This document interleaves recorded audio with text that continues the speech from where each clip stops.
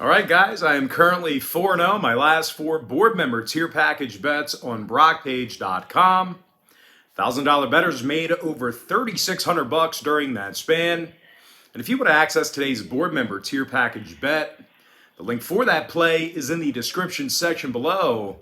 And if you want to see my current personal bet record, you can actually do that right now for free by going to brockpage.com. It's actually located right there on the homepage. And may be wondering what the difference is between what I do here on my YouTube channel and what I do on my website. Well, what I do here on YouTube is I'll handicap the entire slate of games in any given sport, side and total. And what I do on brockpage.com is I actually share with you which one of these free YouTube picks on my channel that I'm actually betting on personally. And we currently have over 775 members who are signed up and active on that website right now. Just remember, guys, if you sign up for a package here today on brockpage.com, you're actually going to get full access to that membership every single day, all the way through the end of April. And with that, guys, let's go ahead and dive into some NBA action. We're going to go ahead and start off with the Mavericks taking on the Bucks. And that's going to be a 1 o'clock Eastern tip-off on Sunday, April 3rd, 2022. And Milwaukee's -5.5 with a total at 227. But as good as the Bucks have been here this year, they've actually had a tough time covering the point spread at home. These guys are covering in only 41% of their contests at the Pfizer Forum, really not cashing in on a whole lot of tickets in front of their home fans. Now, they also tend to give up most of their points late in games. Milwaukee's currently in the bottom 10 in fourth quarter points allowed at home. And they also allow more third quarter points than any other team in basketball. They're taking on a Dallas team on the other side of things who won 5 out of their last 7 themselves. They averaged over 111 points a night during that stretch. Of course, when you talk about Dallas, got to mention Luka Doncic, who's scoring 28 points a game, along with 9 boards, 8 assists. Meanwhile, Jalen Brunson scoring over 16 points per contest himself, along with 3 boards, 4 assists as well. And aside from having a winning record against the point spread on the road this year, the Mavs have actually played some really tough defense all year long. These guys actually find themselves in the top 5 in the NBA in guarding the 3 ball, and they're allowing only 104 points a game.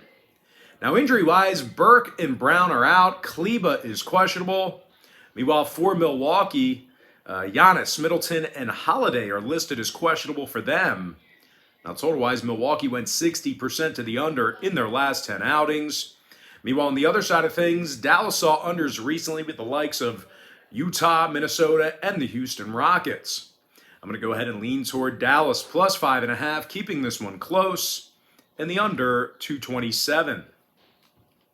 Next matchup, it is going to be Wizards versus the Celtics, 1 o'clock Eastern tip-off.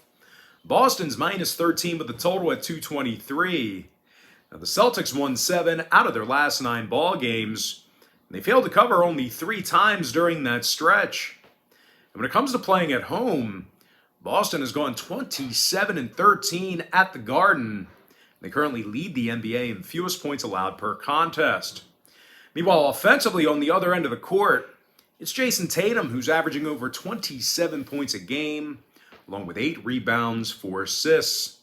Meanwhile, Jaylen Brown, he's scoring 23 points a game himself, along with 6 rebounds, 3 assists as well.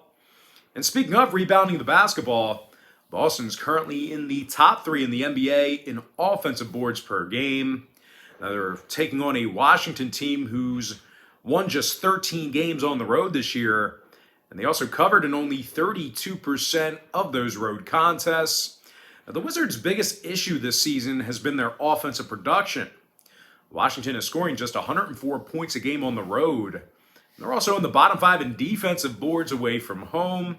Now, injury-wise, Kuzma and Carey are out. Meanwhile, for Boston on the other side, Stauskas is out for them. When it comes to the number, Boston held Washington to just 106 points a game in their last 10 meetings. They actually saw 8 out of those 10 contests I just mentioned fall under the line. Meanwhile, Washington on the other side, they saw unders recently against the likes of Chicago, Detroit, and Milwaukee. I'm going to lean toward Boston -13 and the under 223. Next contest, it is going to be Nuggets versus the Lakers, 3:30 p.m. East. Denver's -3, totals 231.5. Now, Denver won 3 out of their last 4 ball games.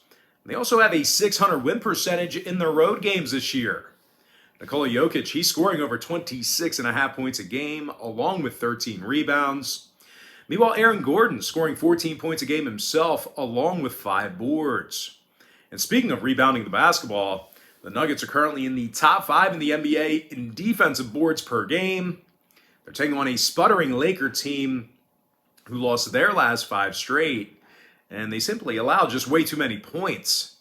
LA's giving up 115 points a night, and they're also dead last in home defensive rebounding. Now, injury-wise, LeBron James and Anthony Davis, they're both listed as questionable, as usual.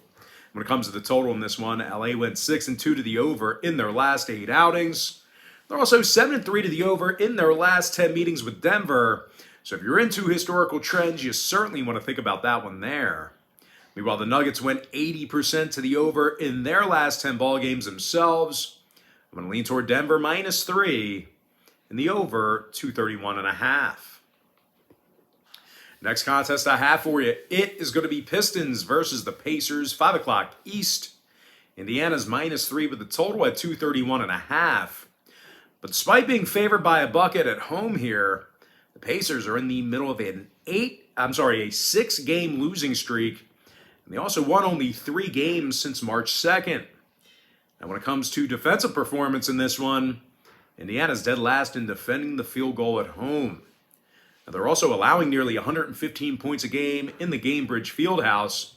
They're taking on a Detroit team who's been absolute covering machines down the home stretch. Detroit covered in their last 4 straight. They posted a record of 19-2 against the spread in their last 21 ball games. That's good for over 90% in that particular category, in that particular time frame. Now offensively, Saddiq Bey, he's averaging over 16 points a game, along with 5 rebounds, couple assists. Meanwhile, Frank Jackson scoring double-digit points a game as well. When it comes to the injury report, Bagley is out, Cunningham's questionable. Meanwhile, for Indiana on the other side, Brogdon and Batazzi are questionable for them. When it comes to the scoring in this one, Indiana's going 26-13 to the over at home this year. Meanwhile, Detroit on the other side saw overs recently with the likes of Brooklyn, Portland, and Cleveland. I'm going to lean toward Detroit +3 in the over 231.5. Next contest, it is going to be Sixers versus the Cavaliers, 6 o'clock Eastern tip-off. Philadelphia's -5, totals 225.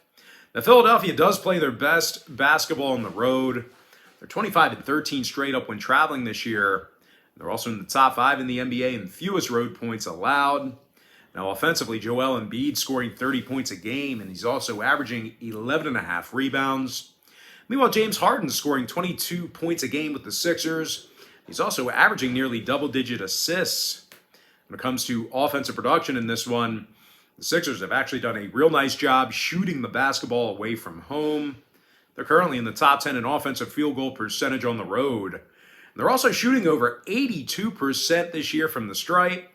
Now they're taking on a Cleveland team who lost 5 out of their last 7. And they've also done a really poor job of covering the point spread lately. These guys actually covered only 3 times since March 8th. And they posted a record of just 3-10 against the spread during that time frame. Now the Cavaliers' biggest kind of troublesome area, I say it pretty much in every video, it's their offensive performance. Cleveland's currently in the bottom 10 in scoring on average per contest. And they also have a pretty tough time shooting from the line as well. Now, injury-wise, Rondo and Wade are questionable. Mobley's out. When it comes to the total, Cleveland's 25-14 to the under at home this year. That's good for 64% in that particular category. They're also averaging only 104 points a game in their last 10 meetings with Philadelphia. Meanwhile, the Sixers on the other side of things, they saw unders recently with the likes of Detroit, Phoenix, and Toronto. I'm going to go ahead and lean toward Philadelphia -5 and the under 225. Next contest, it is going to be Knicks versus the Magic, 6 o'clock Eastern start time. New York's -5 on the road, totals 216. Now, the Knicks won 4 out of their last 6. They've also got themselves a winning record against the point spread on the road. And speaking of road games, the Knicks have played very tough defense while traveling. They're currently in the top 3 in guarding the field goal away from home this year. They're allowing only 106 points a game in that very same category. Now, scoring-wise, R.J. Barrett's averaging 20 points a game, along with 5 boards, couple assists. Meanwhile, Evan Fournier, he's scoring over 14 points per contest himself, along with a couple of rebounds. Fournier also been pretty good shooting from three-land in spots here.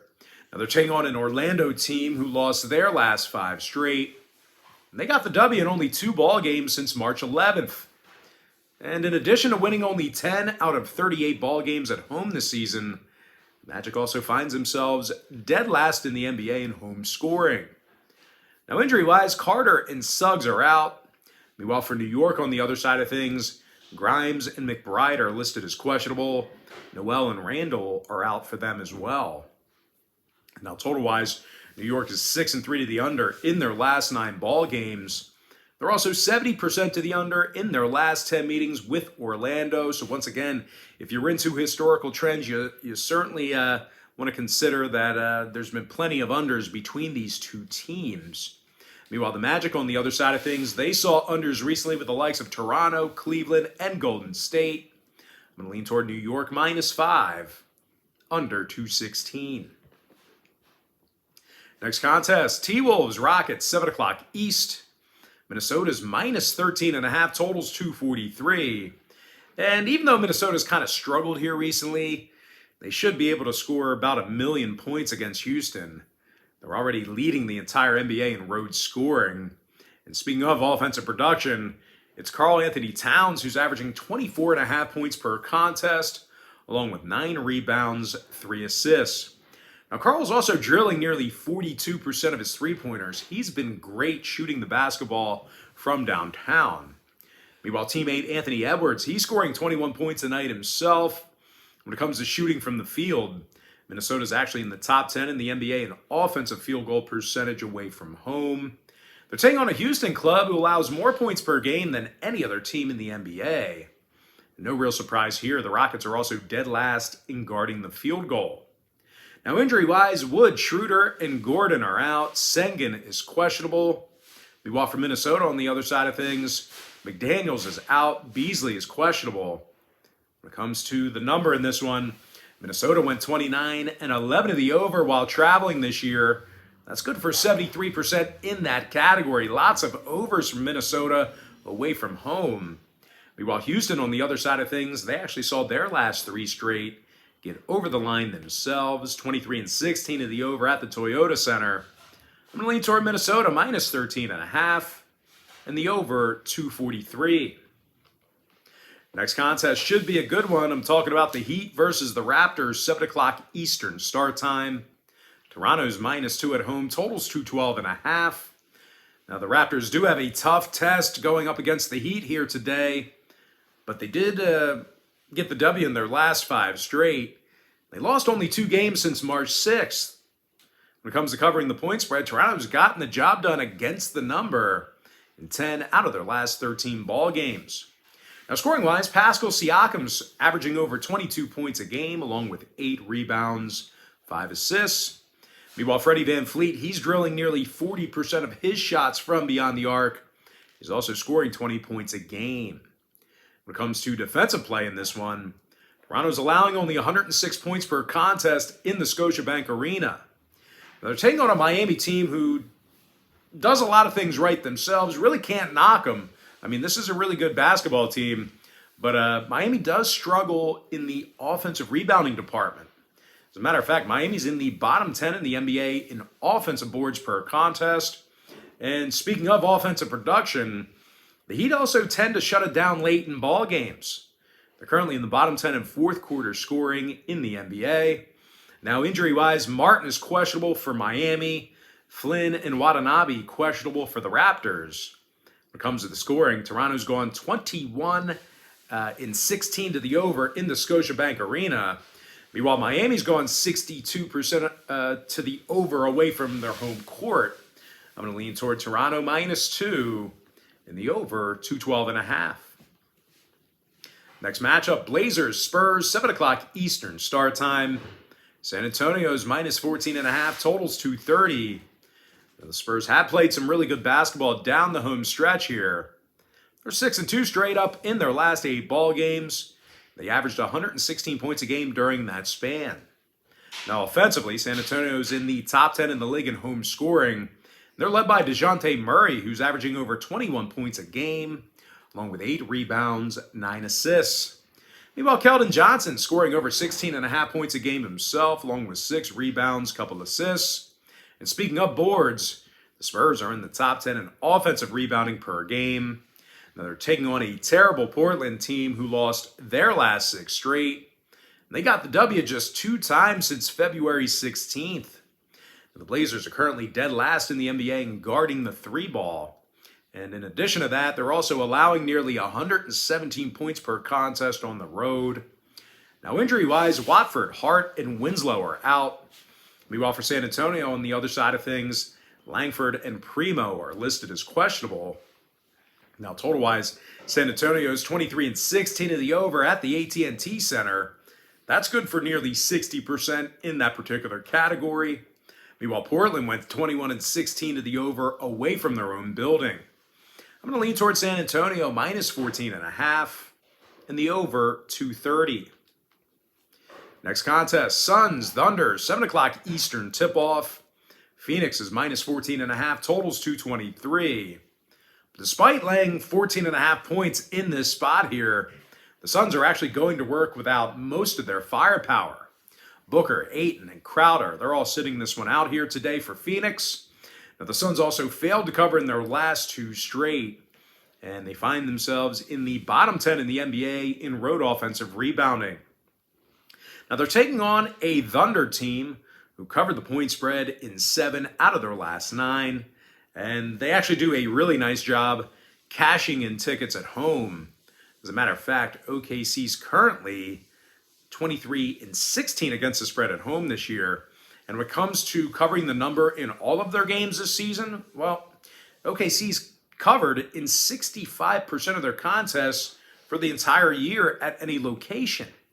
Now, injury-wise, Mann is out. Pokashevsky and Robinson Earl are questionable. When it comes to the number, Oklahoma City saw unders recently with the likes of Detroit, Denver, and Orlando. Meanwhile, Phoenix on the other side, they saw unders recently against the likes of Golden State, Philadelphia, and the Chicago Bulls.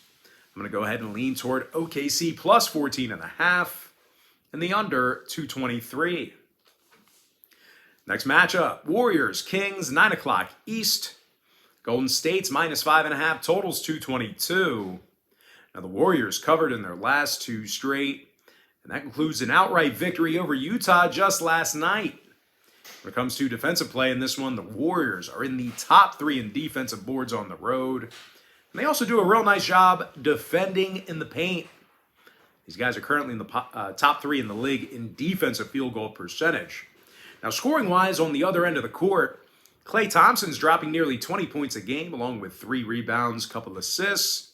Meanwhile, Andrew Wiggins, he's making nearly 40% of his shots from downtown. He's also averaging 17 points a game. Now, they're taking on a Sacramento team on the other side who wins just 41% of their home games. And they actually do a terrible job of playing defense. Really don't know how else to put it. They're just very bad on the defensive end of the court. The Kings are currently giving up 116 points a game. And they're also in the bottom 3 in defending the 3 ball. Now, injury-wise, Fox, Sabonis, and Holmes are out. Len is also questionable. When it comes to the total in this one, Sacramento saw their last 4 straight get over the line. They're also 80% to the over in their last 10. Meanwhile, Golden State saw overs recently with the likes of Washington and Atlanta. I'm going to go ahead and lean toward Golden State -5.5 and the over 222. With that, guys, we're going to jump into our next and final matchup of the show. It is going to be Pelicans versus the Clippers, 9:30 p.m. East. The LA Clippers are -1 with the total at 223.5. The Clippers won 2 out of their last 3 ball games, and they averaged a staggering 135 points per contest during that short span. As a matter of fact, they dropped an incredible 153 points against Milwaukee just Friday night. Now, Paul George is averaging nearly 25 points a game this year, along with 6 rebounds, 5.5 assists. Meanwhile, Reggie Jackson is scoring over 17 points a night himself, along with 3 boards, 4 assists. When it comes to shooting the 3 ball, LA's in the top 3 in the league in offensive 3-point percentage. They're taking on a Pelicans team who still has a losing record on the road this year, and they're averaging only 106 points a game when they travel. The Pels are also in the bottom 5 in guarding the 3 ball on the road. Now, total-wise, New Orleans saw their last 4 straight fall under the posted number, 7-1 to the under in their last 8. Meanwhile, the Clippers saw unders recently against the likes of Toronto, Detroit, and Atlanta. I'm going to lean toward the LA Clippers -1 and the under 223.5. And with that, guys, that's going to do it for me. Don't forget to check me out on BrockPage.com. Now, if you guys do end up getting a membership here today on my website, just keep in mind you're going to get billed the day you sign up and then the first of every month following that. So if you do end up getting a membership here today on BrockPage.com, you're going to get access to that package every single day all the way through the end of April. I always tell folks in every single video, the earlier in the month you sign up, the better.